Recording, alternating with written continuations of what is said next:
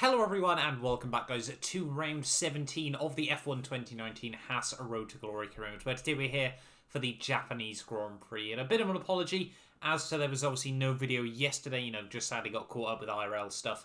Didn't get a chance to get the video out, so hopefully you guys can understand that one. And hopefully you guys are ready for round 17 here at the Japanese Grand Prix. Obviously you guys know the drill by now. If you did miss out on the last video at the Russian Grand Prix, make sure you click the eye at the top right hand side of your screen, so there'll be a link to both that video and obviously the full playlist from this series. Obviously if you can go back and check out any of the races that you've missed, as well as obviously if you're new around here, make sure you do get yourself subscribed for more F1 2019 content on the channel. We're now like less than 150 subscribers away from 11k as well, which is absolutely impressive. Really happy with that one. So obviously if you guys are going to help me get one step closer, that would also be massively appreciated. But anyway, let's jump on then. It's time for the Japanese Grand Prix.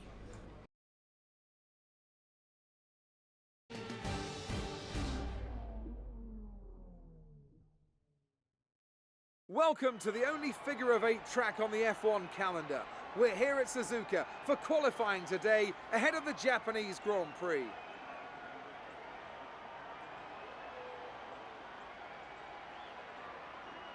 Now then, Anthony Davidson, you're not getting any younger, but you have been involved in your fair share of qualifying sessions in an illustrious 30-year career.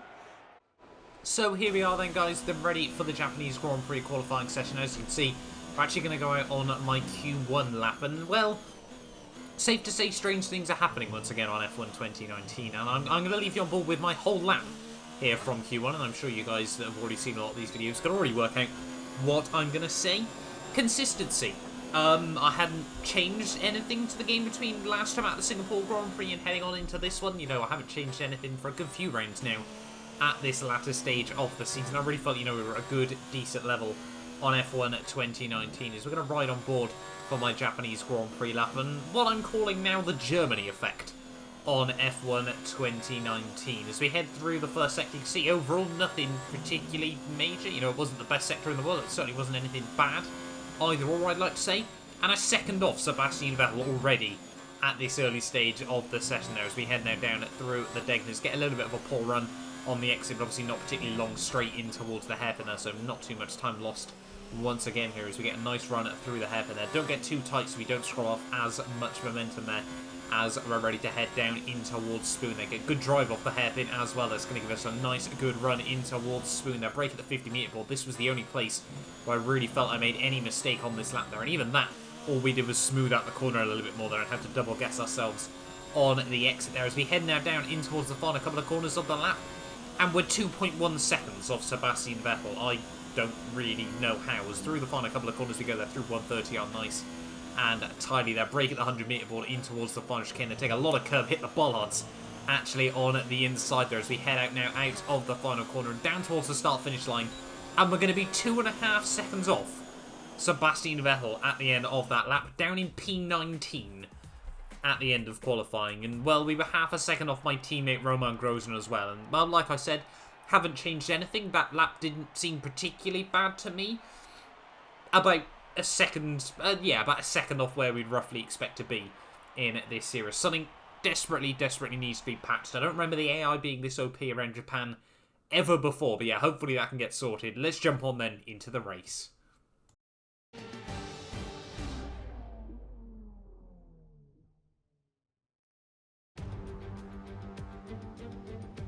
And a very warm welcome to the Japanese Grand Prix, an event that has decided a Drivers' Championship 11 times over the years and has hosted some very memorable races as well. Who can forget Kimi Raikkonen's win from 17th on the grid in 2005, or Kamui Kobayashi's incredible drive to a podium in 2012. 18 corners make up a lap of the incredible figure-of-8 Suzuka circuit, with 10 to the right and 8 to the left, for a distance of 3.6 miles. Average lap speeds around here are fairly quick. If it stays dry, then expect somewhere in the region of 136 miles per hour.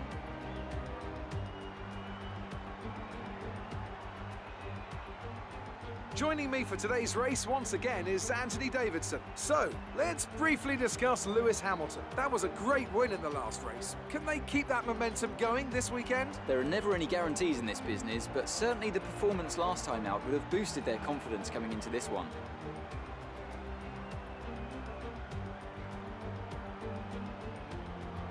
With the race minutes away from starting, here's what today's grid rundown looks like. Lewis Hamilton lines up on pole position, and starting alongside in P2 is Sebastian Vettel. As we continue through the rest of the grid today, we have Bottas, Verstappen, Nico Hülkenberg, and Gasly, Perez, Leclerc, Weber, and Robert Kubica, Raikkonen, Grosjean, George Russell, and Sainz, Giovinazzi, Albon, Mr. Monaco, and Devon Butler, Fiat, and Lando Norris starts from the back of the grid. Now it's almost time to lights out, so let's go down to the track.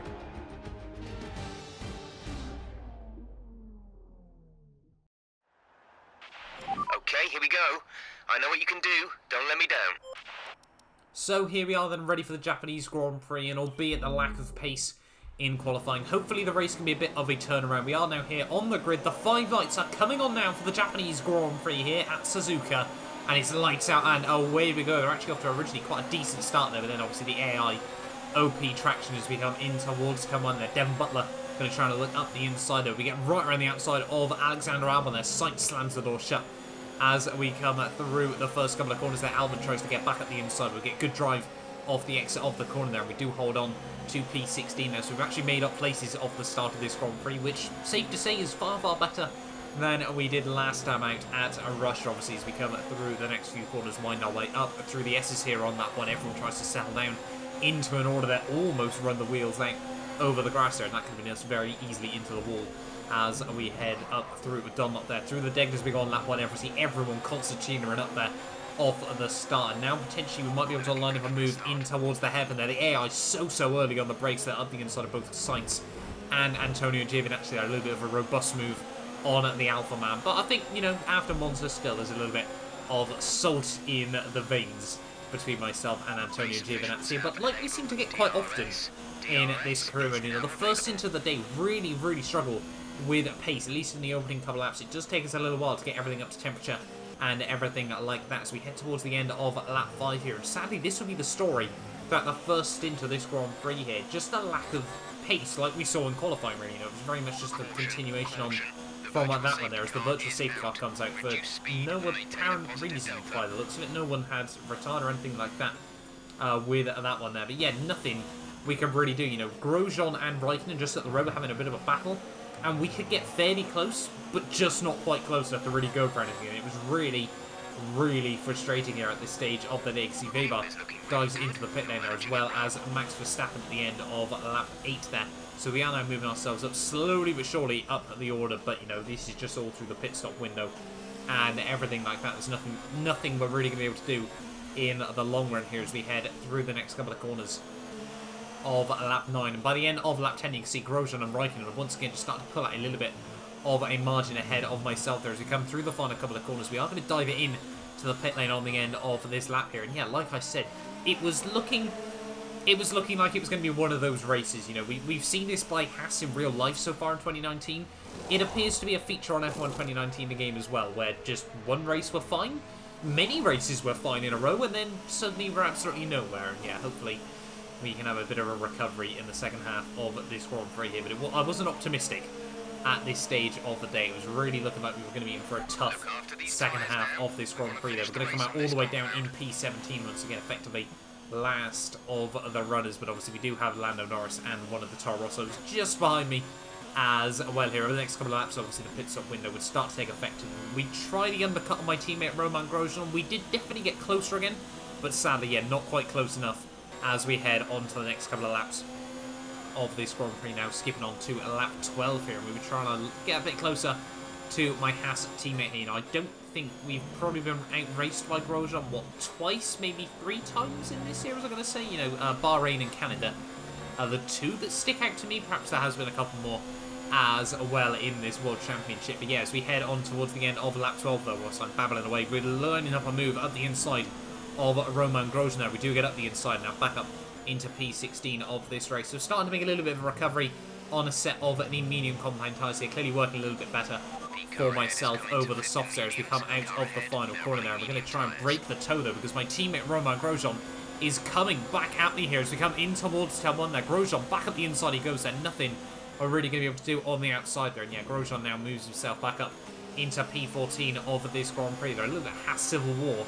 going on at this stage of the day. There is one lap later we think about going for a move up the inside at Spoon there. But you can see on the minimap the yellow flags are now out here and the safety car has been deployed in this Grand Prix there. Why on earth is that? One of the Ferraris has gone and it's Sebastian Vettel is out of the Japanese Grand Prix. The heartbreak for the German there, and that could really, really put a spanner in the works for his World Championship hopes. That Hamilton came into this Grand Prix with a 25-point margin there, 1 race advantage over Sebastian Vettel there, and it looks like, well, Lewis Hamilton is going to be highly unlikely. He's not going to be able to pull out a bit more of a margin after this Grand Prix there. But for myself, though, an even bigger twist, you know, not in terms of for the World Championship, but in this race, though, we dive it in for a set of these soft compound tyres here. We were going to take a bit of a gamble, and, you know, by the end of lap 16, obviously, when the safety car was going to be returning to the pit lane here, we had about 10 laps that we need to try and survive on these tyres. Obviously, they've already had a tiny bit of wear put through them over, obviously, trying to catch back up to the safety car. But yeah, we were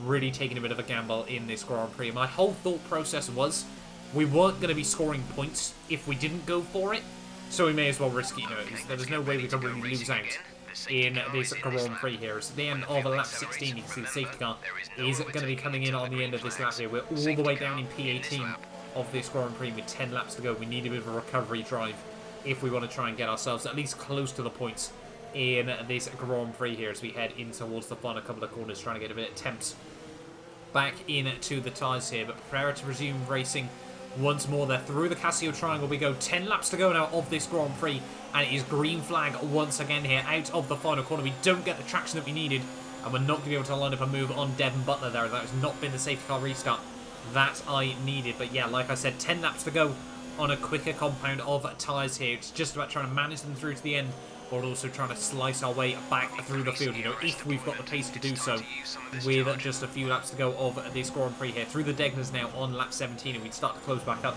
to Butler, Sainz and Weber there just up the road. And we're going to get good drive of the second Degner there, and up the inside we go of Devon Butler there as we head in towards the hairpin. Almost run to the back of Carlos Sainz as well, though. We do make the move work, and we are now back up into P16 now of this Grand Prix as Max Verstappen actually dived into the pit lane there for his second pit stop of the day there, on towards lap 18 now.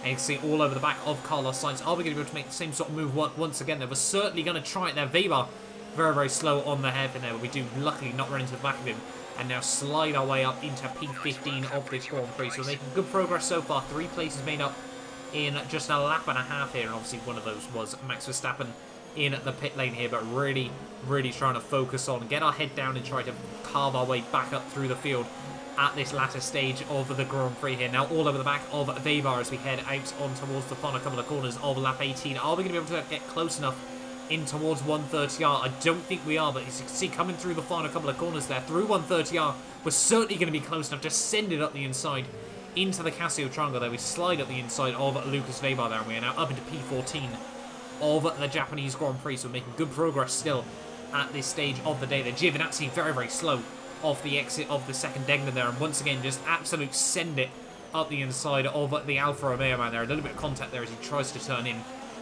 once again on myself, but we do now move ourselves up into P13, and it wouldn't be long before the Toro Rosso just in front there of Danny Kvyat, you know, probably the weakest car on this grid there, would be soon succumbing to the pressure there through the up the inside, I should say, through 130R, and we are now up into P12 of the Grand Prix. And you can see the points are right in front of us at this stage of the day there. Lando Norris and my teammate Romain Grosjean just up the road there, and lap 20 now.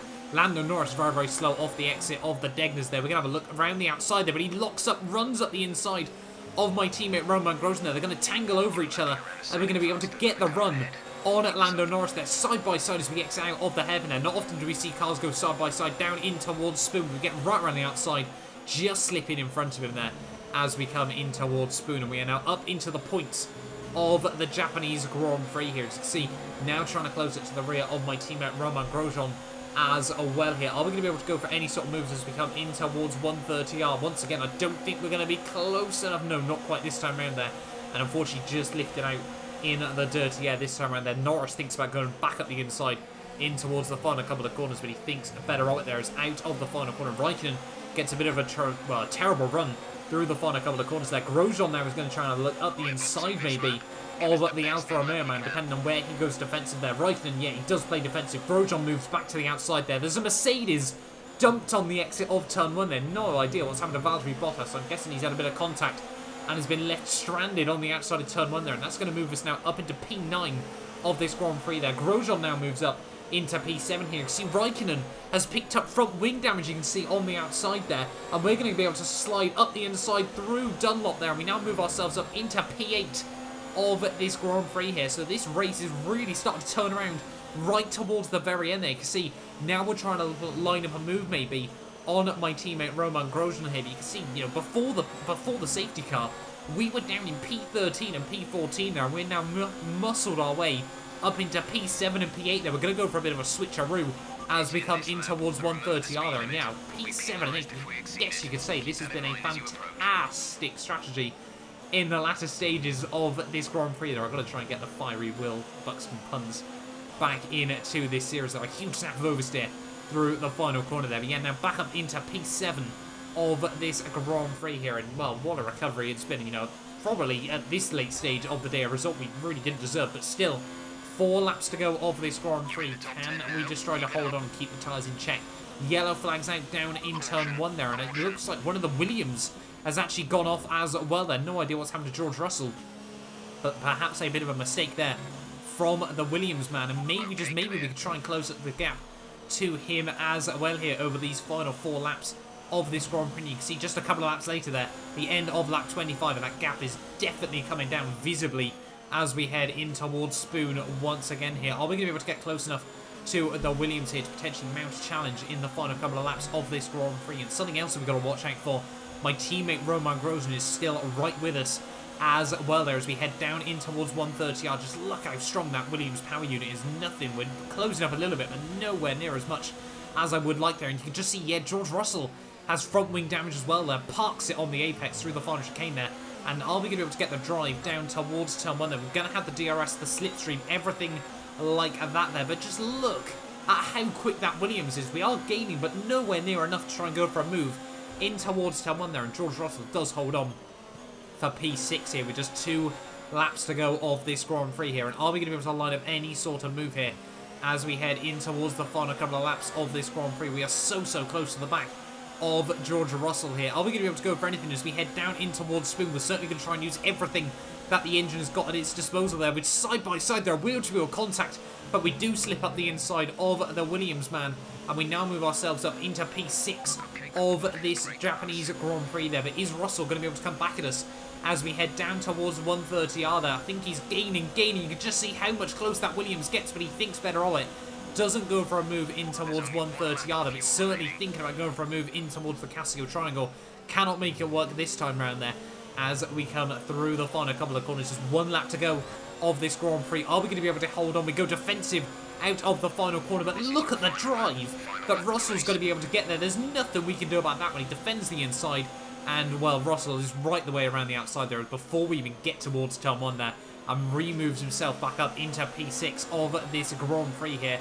And we've now got less than a lap to go before we can try and line up any sort of move to get ourselves back up into that 6th place there, through the final few corners then, out of the hairpin one final time here. And now starting to struggle with the tyres as well here. We've really got to focus on that one, and once again trying to get that bit closer to George Russell as we come in towards Spoon once again here. Take just a bit too much curve though. The back end's going to snap out there, and Grosjean is going to send it up the inside there. He knocks me out wide, and Grosjean is going to now muscle his way up into P7 of this race once again here. And I was not happy with that one there. My teammate, I wasn't really expecting him to go for that move there in towards 130R once again. We're going to be gaining on my teammate there. Senna Prost style diving up the inside there, lunge through the final couple of corners of this Grand Prix. Lucky not to run into the back of George Russell there, and we haven't had many battles with my teammate Romain Grosjean this season, but we only just come out on top once again there in P7 at the end of the day. What a recovery in the end.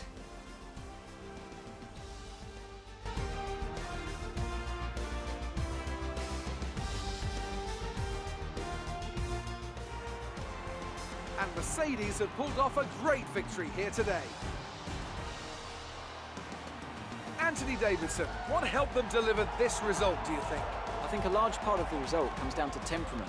They were able to keep their heads when everyone around them was losing theirs, and that's allowed them to get the best out of the car, to maximise the strategy, and to stay out of trouble.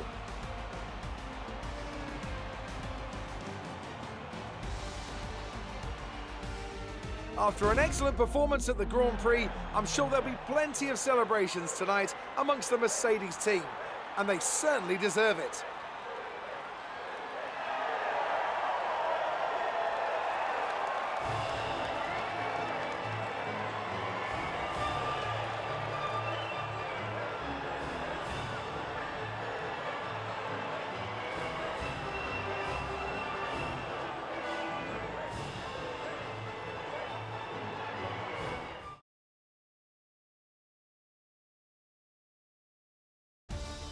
Let's have a look then at the drivers' standings. It's a great result for Lewis Hamilton, who moves further ahead at the top of the table. Now, let's discuss, Ant. Who would you say is a contender for driver of the day? I have to give it to Mr. Monaco. There was a lot going on all down the field, but they were the only one who I really felt maximised their potential. It's time to see how things are shaping up in the Constructors' Championship. Mercedes continue to extend their lead. Well, that was certainly an incredible weekend of racing.